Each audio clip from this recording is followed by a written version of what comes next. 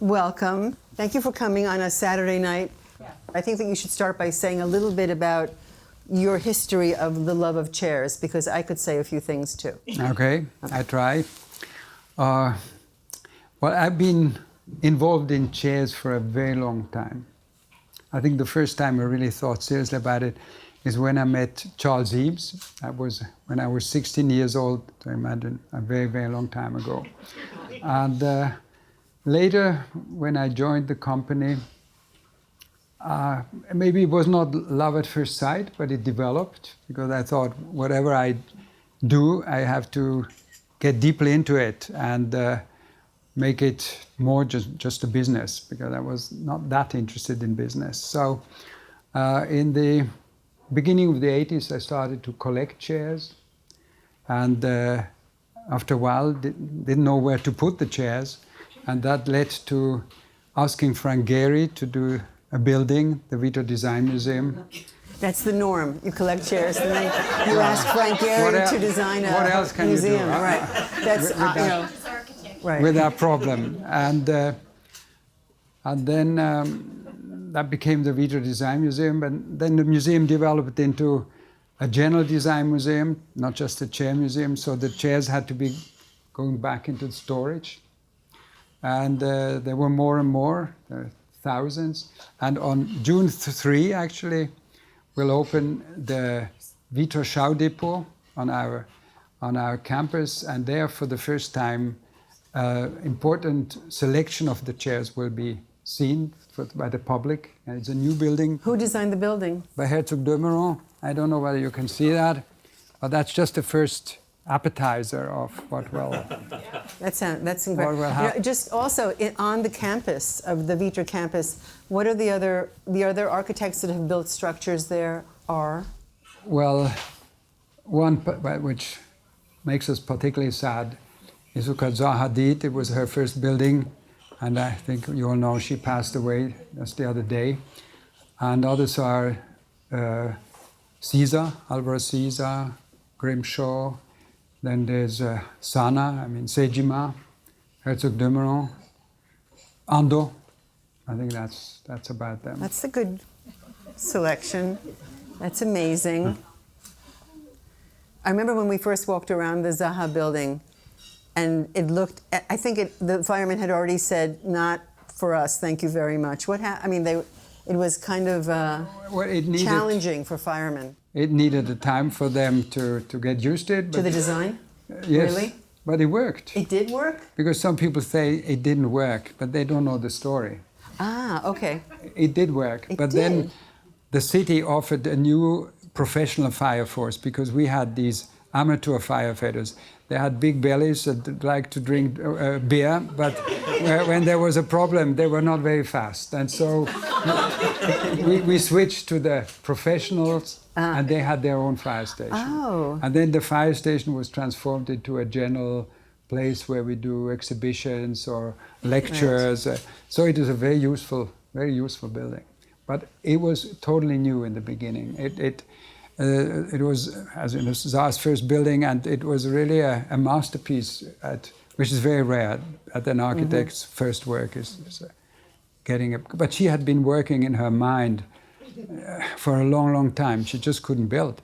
But she was an accomplished and famous architect in a way by the time, just without building.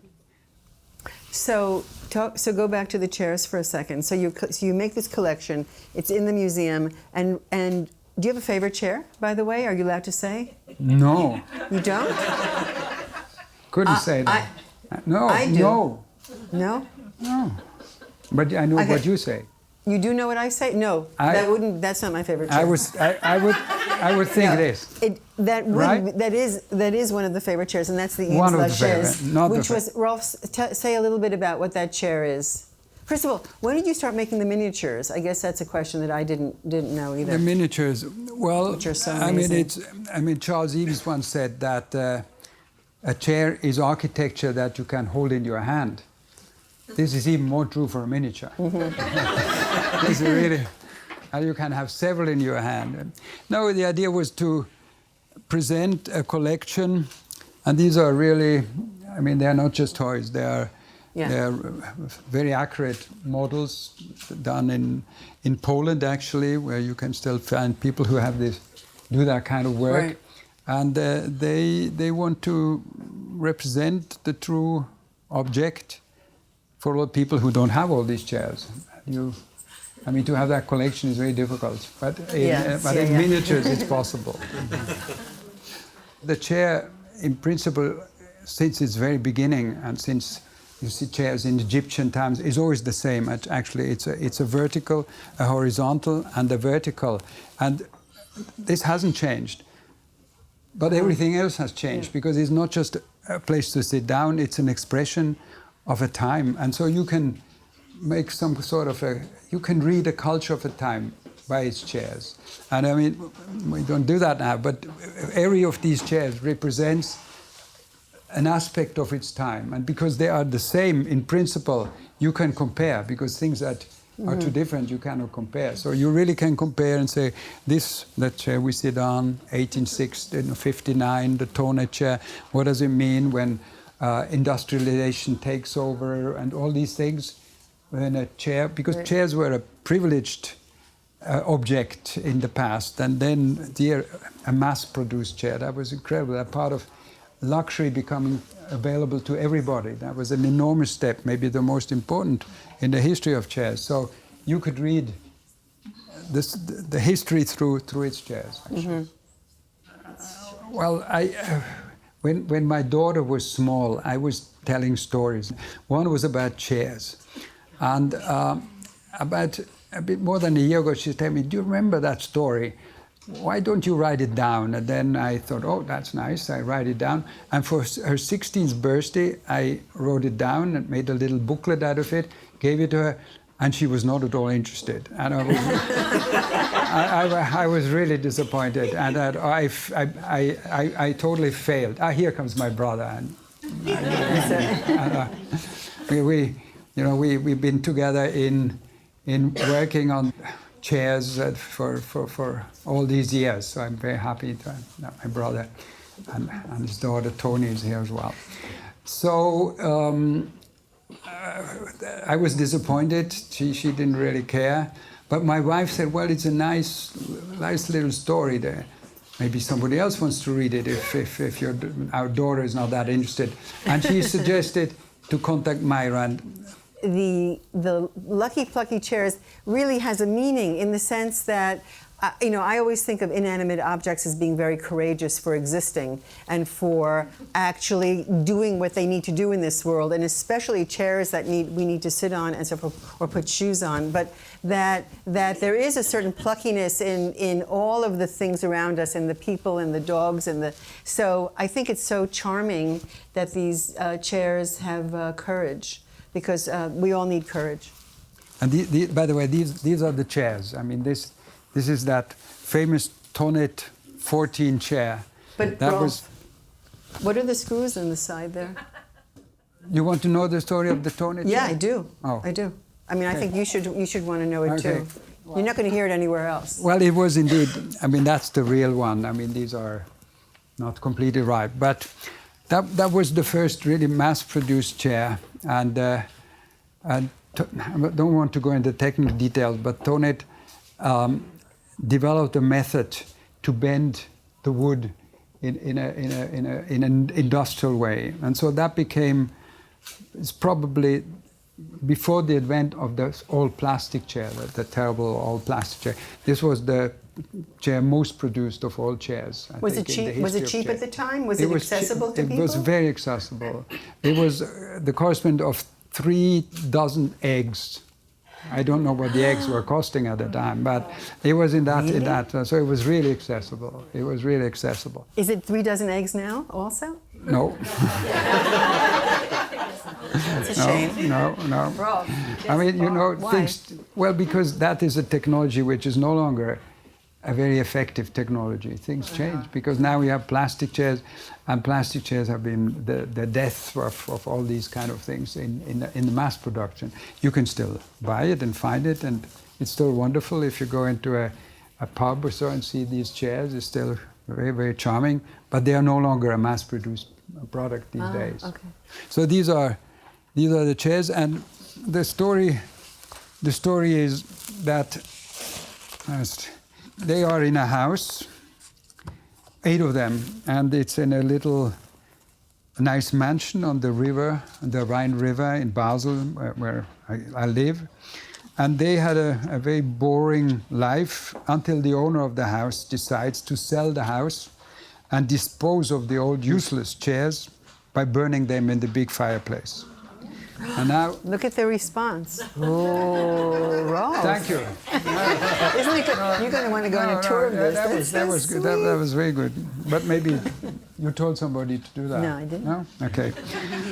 So, and now, like humans, chairs have a back and arms and legs, and one might even say that all good chairs have personality. I mean, chairs are really portraiture. A chair is a portrait of its time, so a good chair has personality. But it's generally unknown that some chairs created by the few really great designers, are even closer to humans. They can communicate with one another. However, because so little had happened over the years, there had never been much for the chairs in our story to converse about. But of course that changes now. When they heard about their fate being burned, lamentation arose among the normally taciturn chairs. There is, however, in the group of 8, an old Tonnet 14 chair, who doesn't join the moaning and wailing and has an idea. He thought to himself, how can we escape this terrible fate? Our only hope is to get out of here. But how? With chairs. But we do have legs. And even though they're stiff, they're not totally stiff. Actually, since we are old chairs, the connections between our legs and seats are a little loose. If we can take advantage of our loose joints, it might be possible to take tiny steps. I wonder. And while the other chairs dozed, the old number 14 chair splayed his creaky legs and then drew them together. Was that a movement or just an illusion? It was a movement. And of course that gives the whole story a new direction. And a few days after practice, he approached his dejected friends and says, chairs, I have an important announcement to make. There's a way out. But it will require an enormous effort on our part. We have to escape, and we can escape. Of course, the other chair didn't believe it, but he showed that he could move a little. And from then on, day and night, the chairs creaked and squeaked and clattered as they wiggled and stretched and tensed their legs. In just 2 weeks, all 8 chairs could move. Then there are, of course, other things to overcome. The stairs. How would you get out of the stairs? How would you get out of a door and all that? But all this isn't told the story, and I won't go into that now. But now we move to the day of the planned execution, and they're there, all down in front of the door. And in the morning, when the door is opened by the housekeeper, they stampede towards the housekeeper, who is totally shocked, shove past her and enter the nearby park. But what now? We are not good as park chairs, they realize. Dampness would ruin us. Fortunately, here comes a dachshund, who mistakes the leg of a chair for a tree. Realizes the mistake, apologizes, but seems to have an idea. The chairs follow him, and he stops in front of a house. A little girl comes to the door and calls her father, Daddy, some chairs come to visit. Now, the father of the girl had seen many chairs, made chairs, loved chairs, but had never seen chairs that walk. But he was pleased and invited them in, where much to their surprise, they saw strange chairs, because they had assumed all chairs looked like them. But now they saw a zigzag chair by Rietveld, they saw a Paimio by Alto, they say the standard chair by Prouvé, they saw the wire chair by Charles and Reims. And of course, first, when they were seeing that, they were sort of amazed, and there was an awkward silence between them. But over a few days, they began to share stories from their homelands, from Holland, Finland, United States, and France. And there are more things happening, but a few later, the old man is retired, and he can devote himself completely to his favorite topic, the chair. He gives talks, and his shows are quite popular. And there he is, accompanied by 29 chairs. He speaks of the chair as humankind's faithful companion, an alter ego with legs, arms, and back, derived from the throne. The chair, even today, distinguishes the person seated. He explains the chairman, the chairwoman, the department chair at university, these titles.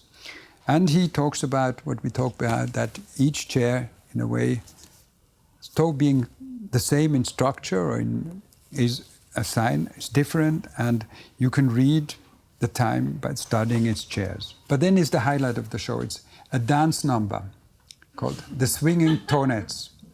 And now these are our 8 chairs. They stand on stage, then the stage goes dark, and the song, When the Saints Go Marching In, begins to play. The audience gasps. The chairs are marching in place, stomping, and then moving forward. Applause. And then, accompanied by Offenbach's cancan, they kick their legs. They kick them as well as they can. Not having been to the Moulin Rouge, the spectators don't draw a comparison. They are dazzled. Now, this all is seen by the previous owner of the chairs. And he since has lost his fortune and catches the performance on his old television. When he sees the chairs, he sits bolt upright. Wait a minute, those are the chairs that were stolen from me. I'm going to get those chairs back. But how would he prove it? They were his. After all, by 1930, Tonet had produced 50 million number 14 chairs, and many, many have been made since. Will he get them back? Here the story ends. Maybe we know more about this in the sequel. And so, in the book, as mentioned before, there is a glossary. So the 29 chairs of the book, drawn by Myra, are explained, and you learn things like, of the Tonet chair, that on 1 cubic meter, you could ship 36 parts of Tonet chairs. So that's also one of the secrets that became this dominant chair all over the world, because they could be sent everywhere. Or you can learn that Breuer, young Breuer, at 23, rides his new Adler bike and comes to the idea of making a chair of steel tube. That didn't exist then. And so he does the revolutionary Vasily chair at 23. I mean, it's hard to believe. That was one of the most revolutionary chair of the history of chairs, because before, a chair, if you go into the 19th century, the chair was a big thing. It was heavy, it was stuffed, the structure was covered, you didn't see how it was made. And here comes Breuer, and everything is visible. And he just makes the structure visible, and it's light. Was it successful at the time? Well, all these things were not successful in a big way. They were successful within a small group of people who knew. But all these things, also the whole Bauhaus, it was always the dream that this would be things for the becoming popular, and everybody would have it. And there was, as you know, the Bauhaus had all these social ideas, but they remained really elitist. And probably after then the war, a second one, when Knoll started to produce it, I'm sure they did many, many more than were done in all the years before. Frank Gehry, at the time when he did the cardboard chair, that was becoming very popular. And Frank Gehry was worried that he would become well known as a furniture designer. And he wanted to be a great architect. And so he stopped the production of these chairs. It's one of the very few cases where success kills a product. And, but that's you gave us one of the cardboard chairs, and we had a dog who ate a lot of it. And when I ran into him at some event, I thought he should know that the chair was being eaten by the dog. I mean, a lot of the arm is gone. And I kept the pieces thinking, I don't know what, thinking that I would. And he said, oh, it's just going to enhance the value of the chair. So, well, no, there's a point. What do you Because think? it's not that Not chair. really? No, That's it's a not that chair one. called the Little Beaver. I don't know whether you know, it's a lounge chair. And Frank did it in this way, it was not the idea of a precise chair. It was just cut cardboard. And I also asked him, because it was easy to take a piece off and say, oh, it doesn't matter, because Little Beaver, the beaver just bites a So it piece does- off. so- There's no problem. okay, all But right. I don't doesn't mean that I'm it not gets selling more it. valuable. No, I'm not selling it. Okay. So that is the story of, and that's the glossary. So for most of these chairs, you will find some explanation about the history and of course the time, etc. So that's the book. So that's the book.